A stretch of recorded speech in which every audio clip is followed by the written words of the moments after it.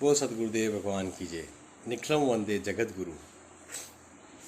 आज मैं डॉक्टर तेजस उपनिषद में एक कठोपनिषद है उसके बारे में जो मैं बता रहा हूँ वे आप ध्यान सुने।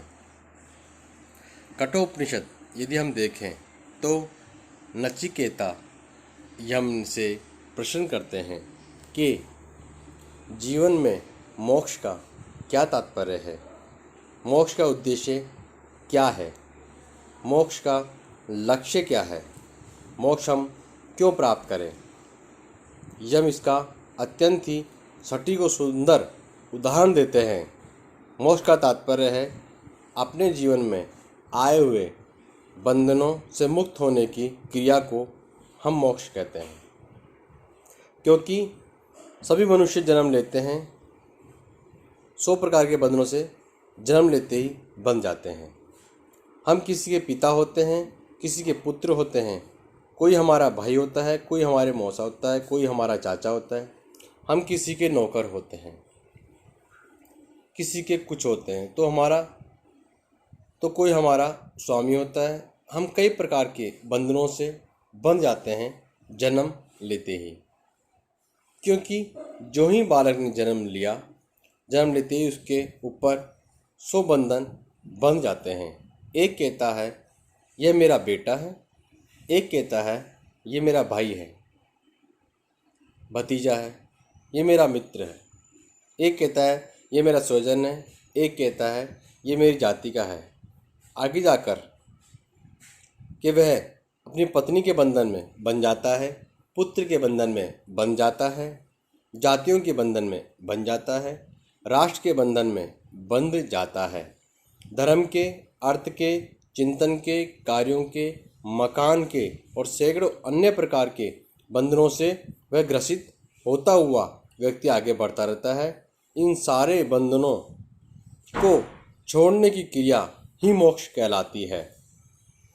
मर जाने की क्रिया को मोक्ष नहीं कहते हैं। मोक्ष का मतलब है मुक्त हो जाना। यह मोक्ष हम अपने जीवन में भी प्राप्त कर सकते हैं। यह आवश्यक नहीं है कि उसके लिए आप ये सब चीज़ें बंधन के बंधे हुए रहें। यह आवश्यक नहीं है कि किसी 100 साल की आयु के बाद ही हमें मोक्ष प्राप्त हो। जब प्रहलाद केवल 5 साल का था तब उसने मोक्ष प्राप्त कर लिया था, मगर वशिष्ठ तो कई 100 वर्षों बाद भी मोक्ष प्राप्त कर सकने में सक्सेस हुए थे, सफलता प्राप्त की थी। नारद ने कुछ ही वर्षों में मोक्ष प्राप्त कर लिया था। मनुष्य जब जीवन में सभी बंधनों से मुक्त हो जाता है और पूर्ण परमहंस की अवस्था को प्राप्त कर लेता है, तब उस प्राप्त करने की क्रिया को मोक्ष कहते हैं।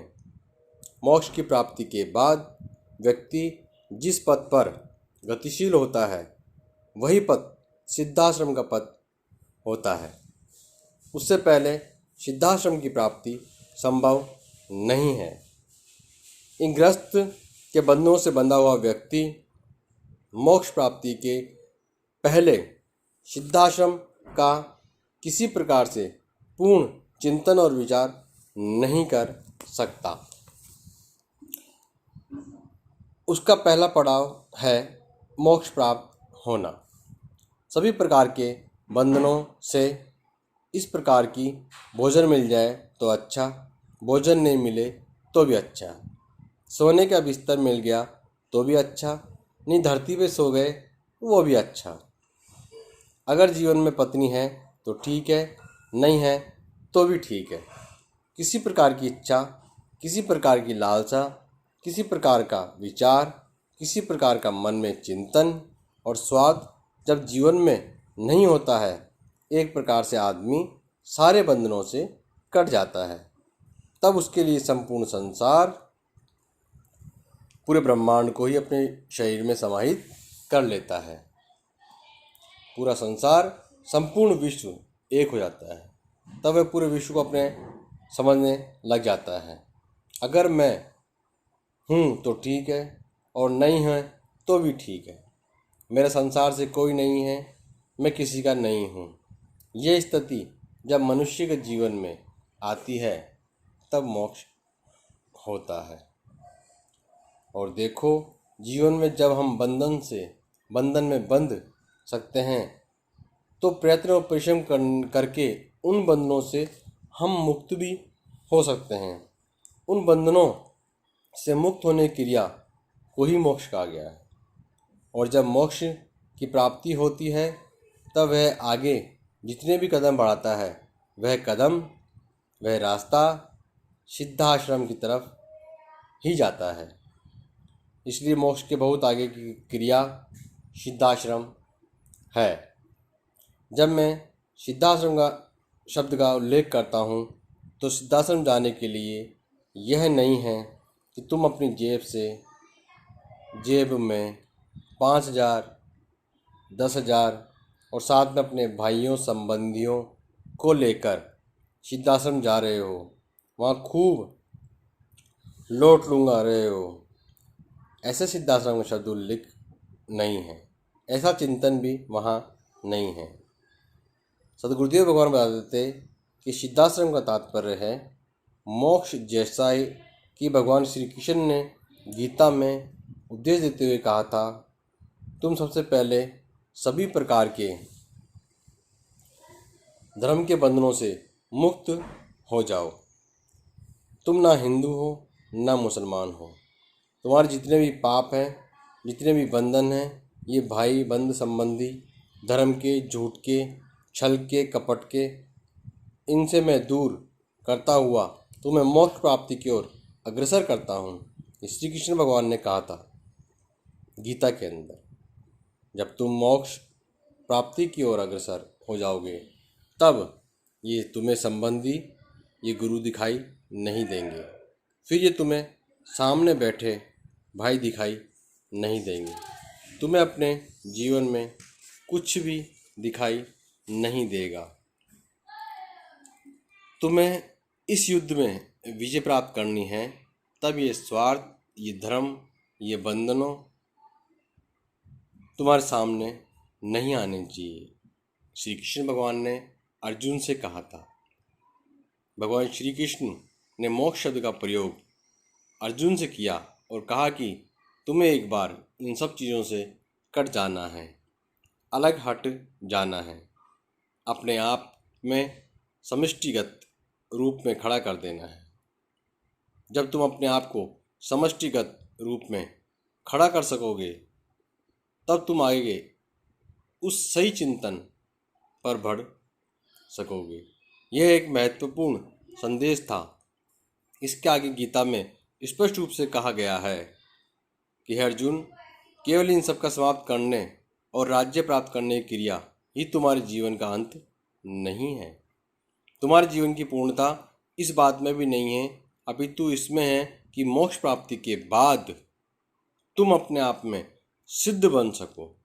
और वह सिद्ध वह होता है जो स्वयं को पूर्ण रूप से चैतन्य बना लेता है, अपने शरीर में ब्रह्मांड के अणु अणु को पूर्ण समाविष्ट कर लेता है, पूरे ब्रह्मांड को अपने मूल में, अपने शरीर में समाहित कर लेता है।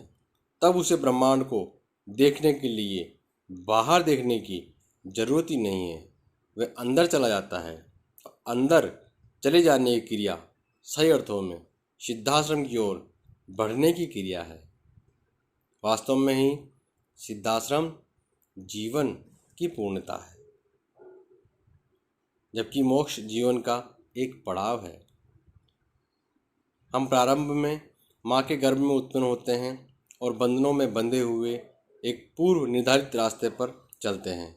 किसी व्यक्ति को तो बहुत छोटी सी उम्र में ही जब वो चिंतन, विचार, चैतन्य अवस्था में आ जाता है तो मोक्ष प्राप्त हो जाता है।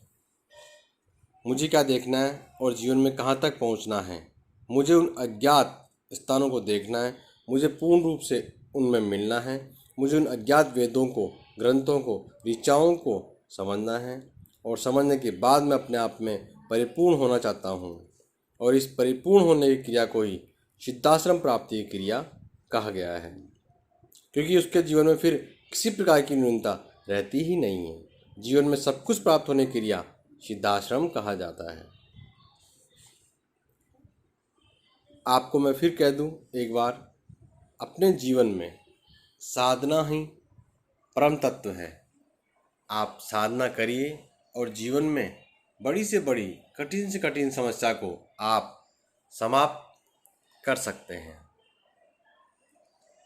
अगर कुछ आपको साधना संबंधित बात समझनी हो, पूछनी हो, तो आप मुझसे फ़ोन करके पूछ सकते हैं और सद्गुरुदेव की कृपा प्राप्त कर सकते हैं।